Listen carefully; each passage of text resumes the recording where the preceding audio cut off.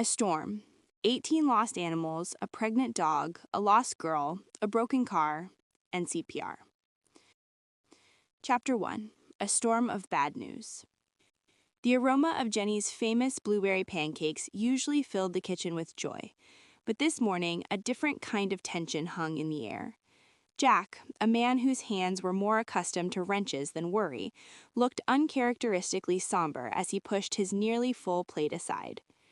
"Kids, Jenny," he began, his voice a little rougher than usual, "I've got some news. The shop, it's closing." Andy, ever the pragmatist, immediately looked up from his phone, a flicker of concern replacing his usual senior year nonchalance. Becca, who was meticulously arranging her pancake bites, froze.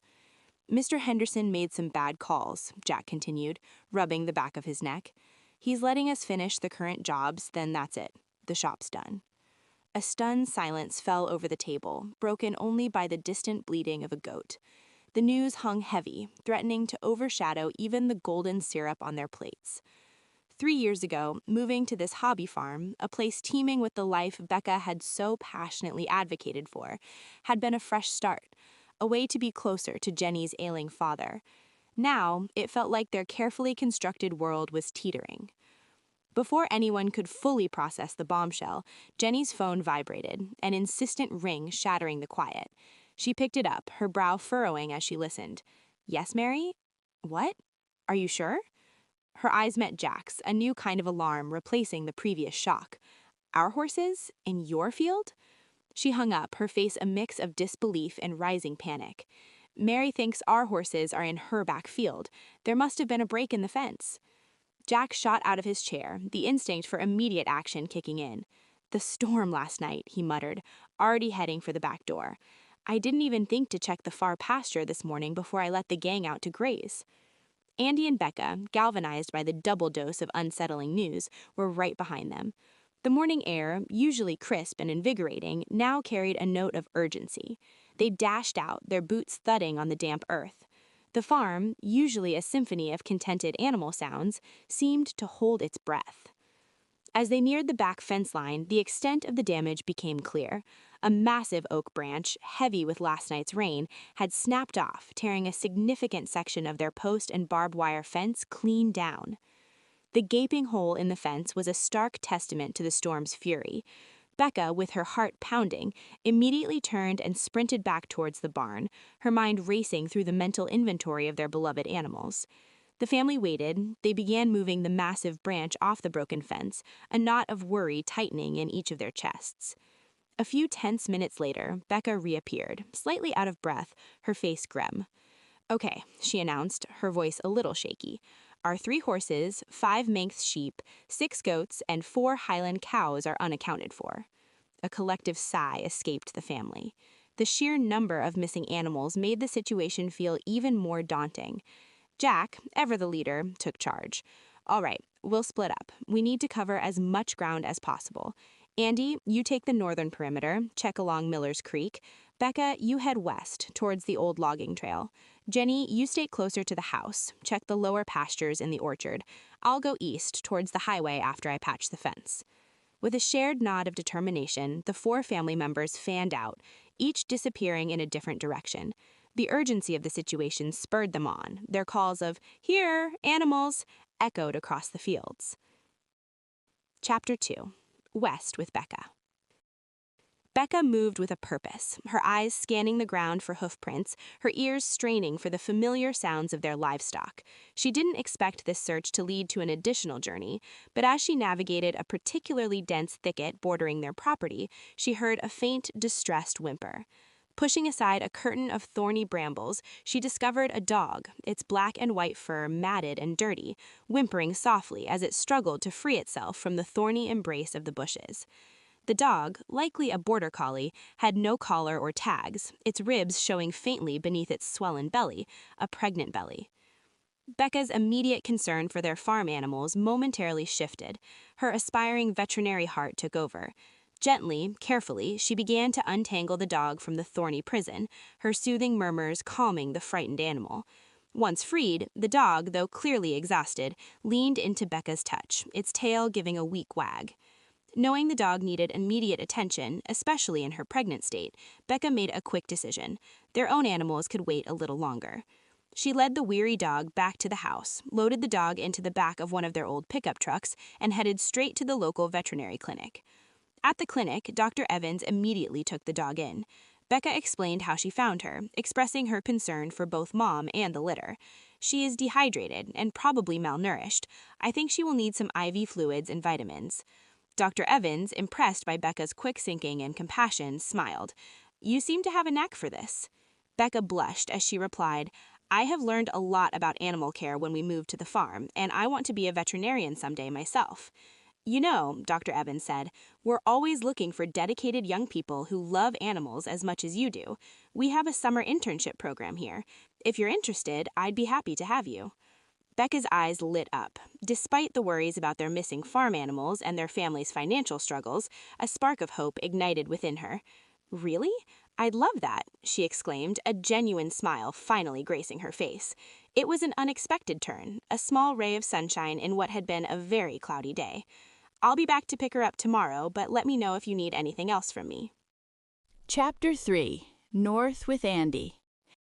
Meanwhile, Andy, equipped with a flashlight despite the morning light, diligently followed the winding path of Miller's Creek. His usual senior year nonchalance had been replaced with a focused determination. The creek meandered through a dense section of woods, bordered by a public nature trail that was popular with hikers. Andy, scanning the undergrowth for any sign of their livestock, was startled when he heard a frustrated sigh nearby. He pushed aside a curtain of ferns and found himself face to face with a girl his age, clutching a crumpled map and looking decidedly vexed. She had fiery red hair pulled back in a messy bun, and her brow was furrowed in concentration, or perhaps irritation. "Oh, thank goodness!" she exclaimed, relief washing over her face as she saw him.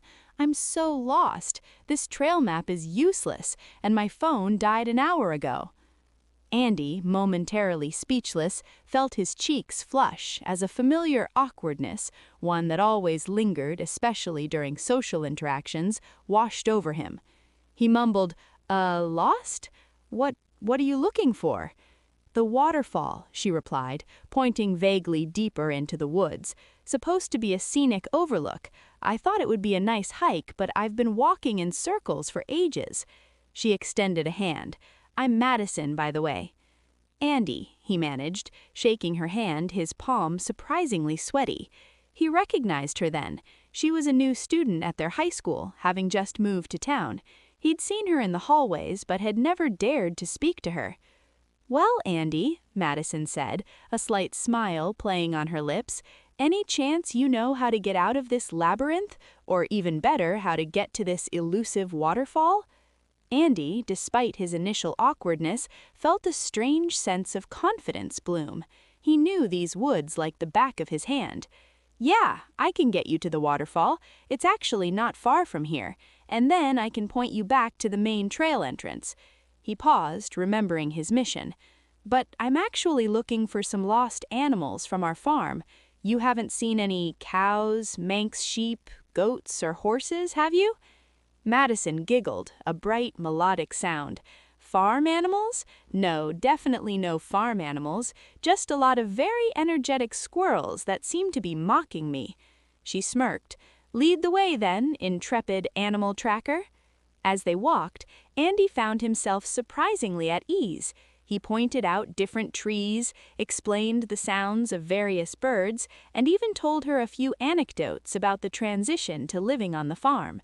Madison listened intently, asking questions and laughing at his dry wit.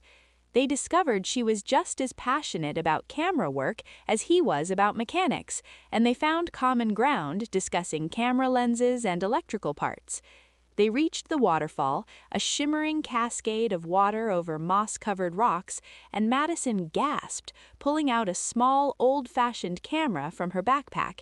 "It's even better than the pictures," she exclaimed, snapping away. After she had taken her fill of photos, Andy guided her back towards the main trail. As they neared the trailhead, Madison turned to Andy, her red hair catching the dappled sunlight. Thanks, Andy. Seriously, I probably would have ended up sleeping out here. She hesitated, then added, You know, there's a new diner in town that just opened. I was thinking of checking it out sometime. Maybe you'd want to join me as a thank you for rescuing me from the wilderness? Andy's heart did a strange flip. A date? With Madison? He, Andy, who usually spent his Friday nights building small electronic gadgets, was being asked out. Yeah, he managed, a genuine smile spreading across his face. Yeah, I'd really like that, Madison.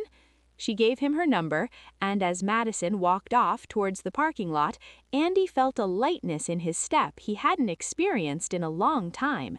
He still needed to find those missing animals, but a new, unexpected possibility had just opened up. Maybe this lost situation wasn't so bad after all. He continued his search, a little more distracted, but significantly happier. Chapter 4. East with Jack. Jack, with his practiced eye for spotting mechanical trouble, systematically worked his way along the eastern perimeter of their property, his bays sweeping the horizon for any sign of their errant livestock. His mind, however, was also preoccupied with the grim reality of his shop closing and the daunting task of finding new employment. He knew his skills were valuable, but the timing felt catastrophic. He drove his old, trusty pickup truck slowly down the rural road that bordered their land, the dirt kicking up in his wake. Just as he was about to turn around and retrace his steps, he spotted a classic car, a magnificent, gleaming, teal 1957 Chevrolet Bel Air, pulled over to the side of the road. Its hood was up, and a man, dressed in surprisingly pristine work overalls, was peering into the engine bay with a look of utter frustration. Jack, ever the good Samaritan and a man who couldn't resist a broken-down engine, pulled over. "Looks like you're having some trouble there, friend," Jack called out, stepping out of his truck. The man looked up, a sigh escaping him. "Tell me about it. She just sputtered and died. Can't figure out what's going on." He extended a hand. "Richard Allen, by the way." "Jack Johnson," Jack replied, shaking his hand firmly. He immediately began to assess the situation, his mechanic's brain already running through possibilities.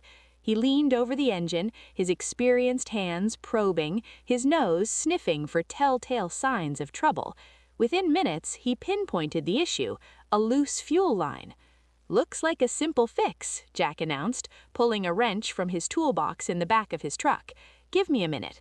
Richard watched in amazement as Jack efficiently tightened the connection, his movements precise and confident. A few turns of the wrench, a quick check, and then Jack stepped back. "Try her now." Richard, looking skeptical but hopeful, climbed back into the driver's seat and turned the key. The engine coughed once, then roared to life with a satisfying rumble. A wide grin spread across Richard's face. "Unbelievable!" Richard exclaimed, stepping out of the car. "I've been out here for an hour, fumbling around. You fixed it in 5 minutes flat. You've got magic hands, Jack." Jack shrugged, a proud smile touching his lips. "Just experience, comes with the territory." Richard's gaze lingered on Jack, an appreciative glint in his eye. "You know, that kind of experience is exactly what I'm looking for. I'm opening a car restoration shop, specializing in classics like this one, looking for skilled mechanics, people who know their way around a real engine, not just computer diagnostics." He paused, a hopeful look on his face.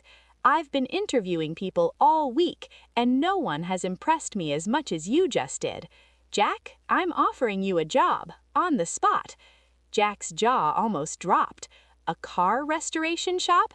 It was his dream job, working on the very cars he loved. And the timing, it felt like a miracle. "A job? You're serious?" "Dead serious," Richard affirmed, pulling a business card from his pocket. "Full-time, good pay, and we'll be working on some beautiful machines. What do you say?" Jack took the card, his fingers tracing the embossed lettering. "Allen Classic Customs." He looked up, a wave of relief and excitement washing over him. "I say yes, Richard, absolutely yes." Fantastic, Richard grinned. We're actually setting up shop in a couple of weeks, doing a full renovation on the old auto garage down by the highway. Just bought it off of Mr. Henderson. Jack froze, the card still in his hand. The old auto garage down by the highway, Mr. Henderson's shop, his current shop, the one that was closing. Unbeknownst to Richard, Jack was still working there for a few more days, clearing out the last of the jobs. A stunned laugh escaped him. Small world, Richard.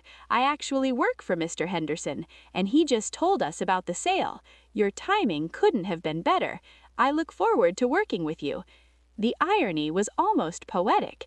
His old job was ending, only for his dream job to literally move into its place. The worry that had weighed him down all morning suddenly lifted, replaced by a surge of renewed purpose. He still needed to find the missing animals, but now he did so with a much lighter heart and a promising future ahead. Chapter 5. South with Jenny. Jenny, usually the calm anchor of the family, felt a growing unease as she patrolled the lower pastures and their own small apple orchard.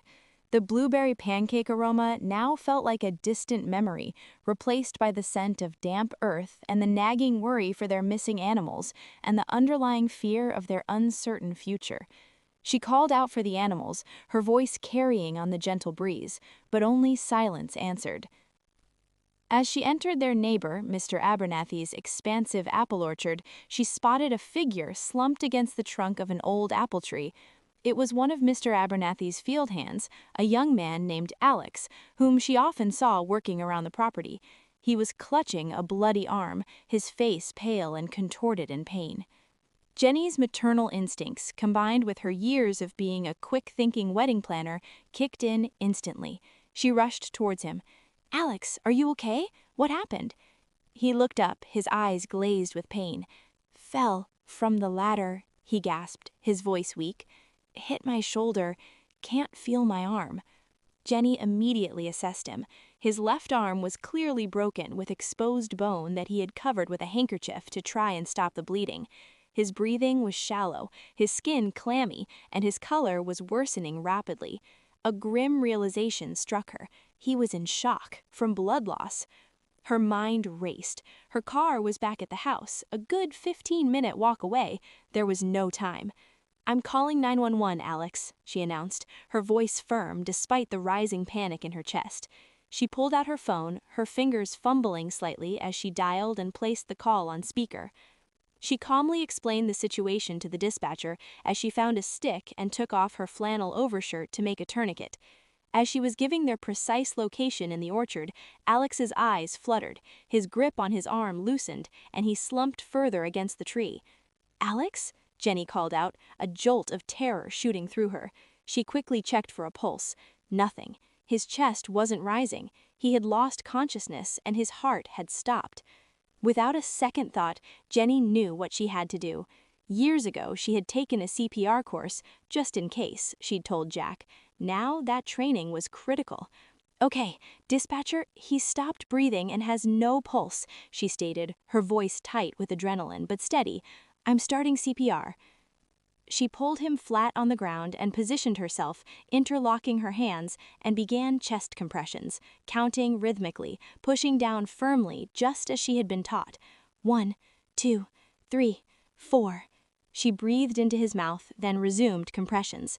The sounds of the orchard faded away, replaced by the frantic pounding of her own heart and the steady count of her compressions.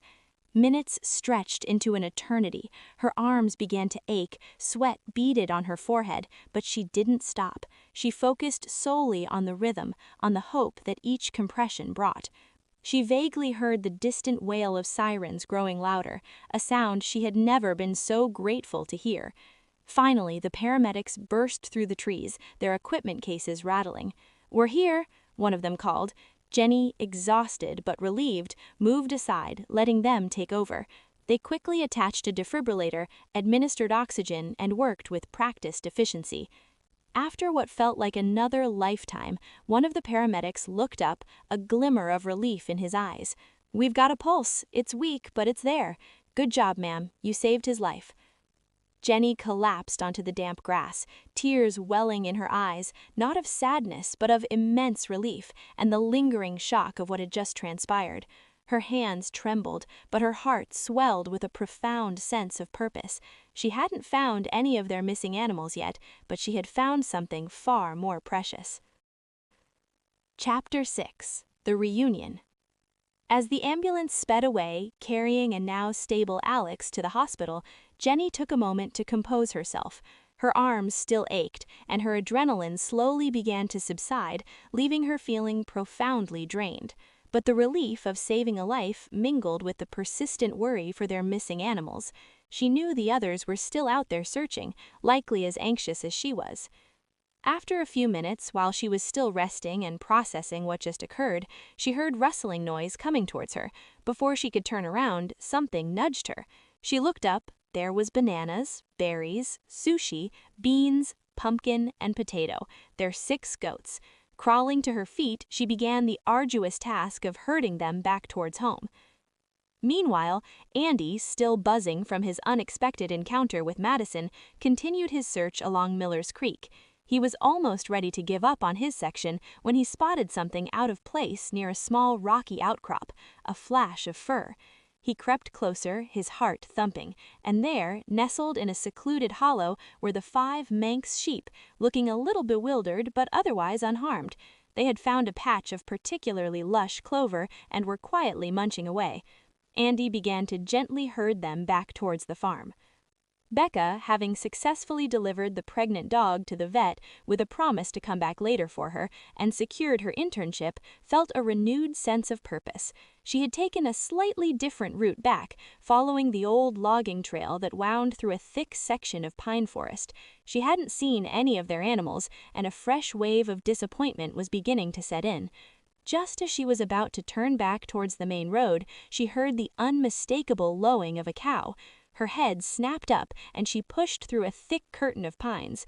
There, in a clearing, looking utterly unconcerned, were the 4 Highland cows placidly grazing on wild grasses, and to her immense relief, trotting around them were the 3 horses, enjoying the freedom of the open space. They had obviously found each other and settled down in this quiet, sheltered spot. With a shout of joy, Becca ran towards them, gently coaxing them with familiar calls. Back at the road, Jack finished a quick debrief with Richard, his new boss, about the shop's setup. His mind, however, was still very much on the farm. As he drove his truck back towards home, a familiar silhouette caught his eye in the distance. He sped up, and as he got closer, he saw Andy meticulously guiding the 5 horned Manx sheep along the creek bed, their tails wagging contentedly.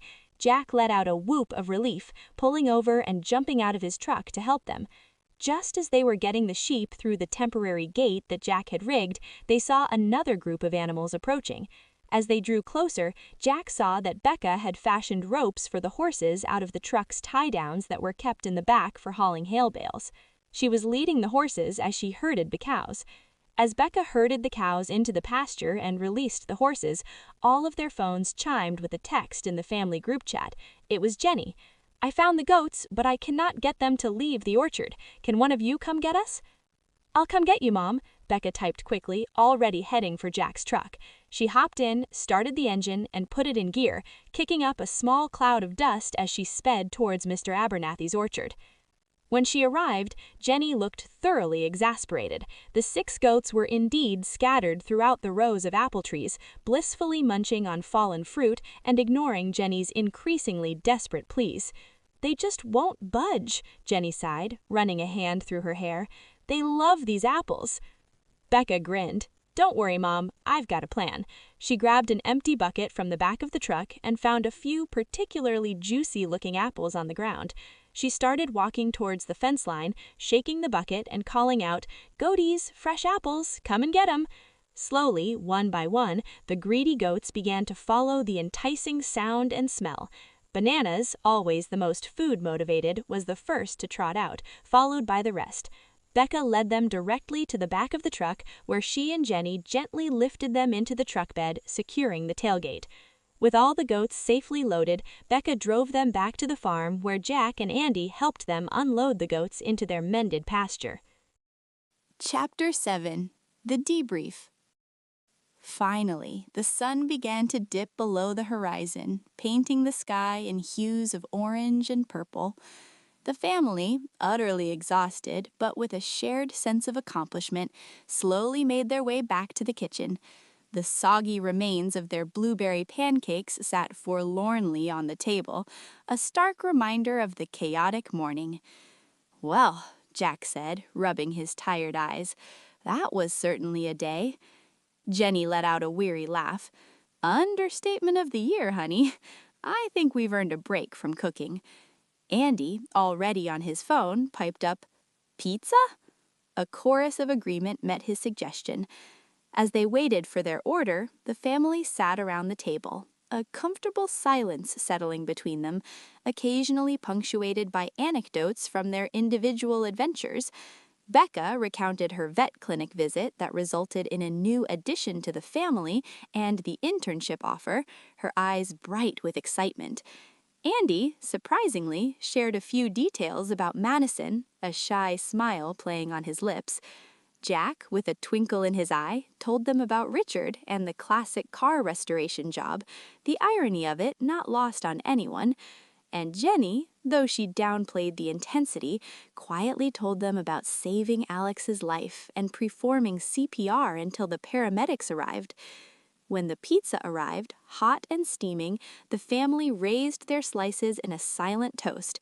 It had been a day of unexpected journeys, but also unexpected triumphs and new beginnings. Their world might have felt like it was teetering this morning, but now, as they sat together, sharing pizza and stories, it felt stronger, more connected, and full of resilient hope. The scent of garlic and cheese filled the kitchen, a much more comforting aroma than the earlier tension. Thanks for listening to a Canoodle Mouse story. Leave a comment with your thoughts. Don't forget to like and subscribe for more stories.